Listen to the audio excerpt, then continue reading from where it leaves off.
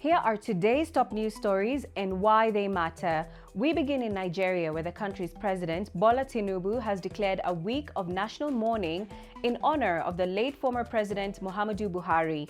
Mr. Buhari passed away in London on Sunday at the age of 82 after a prolonged illness. How are Nigerians reacting to his death, and what legacy has a former president left behind? DW's Chinaza Samuel has more. Former President Goodluck Jonathan has described Buhari as a notable leader. Former military leader General Ibrahim Babangida also paid tribute to Buhari's legacy.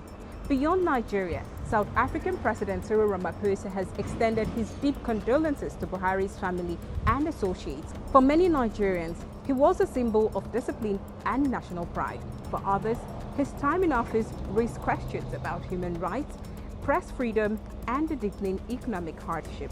He was a nice president, but actually things got tough during his regime. I think we are still facing it up to date. Buhari brought a lot of initiative then. I remember White Brigade, I remember workers' discipline. So many vices that we are seeing today, during that time, we don't see them. There are authorities on ground to enforce law, to enforce discipline, to enforce orderliness. That is a good one. I always say this and I appreciate that. And sometimes I wish we can even go back to such a thing. In Cameroon, the country's long-serving president, Paul Biya, has officially announced his candidacy for president in the upcoming October 12th election. That would be the 8th time he will be running for president. At 92, Biya is the world's oldest sitting head of state and has ruled the Central African nation since 1982. His announcement, made via social media, comes amid growing speculation about his health and renewed calls for democratic transition. Why does this matter? Biya's decision to seek another term highlights Cameroon's long-standing lack of political change, with only 2 presidents leading the country since it gained independence.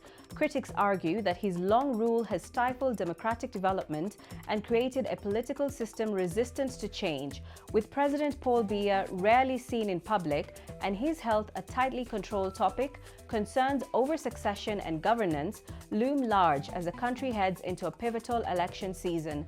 Why is political transition limited in Cameroon?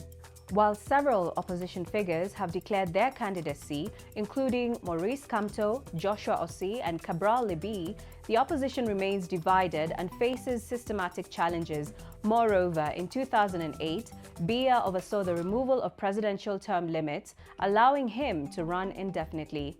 And finally, the European Union has announced a delay in imposing retaliatory tariffs on U.S. goods originally set to take effect in August, amid renewed hopes for a broader trade agreement. The tariffs were a response to U.S. subsidies for clean energy technologies under the Inflation Reduction Act, which the EU argues unfairly impact European companies.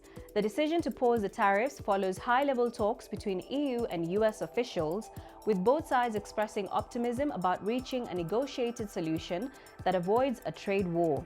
Why is this important? This development is crucial for global trade stability, especially as tensions between major economies threaten to disrupt supply chains and economic recovery. A full-blown tariff conflict between the US and EU could have ripple effects on industries ranging from automotive to renewable energy.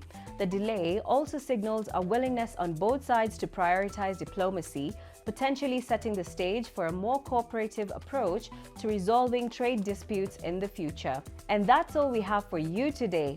Don't forget to leave a comment, share, like, and subscribe to our channel DW Africa. I'm Lucy Riley.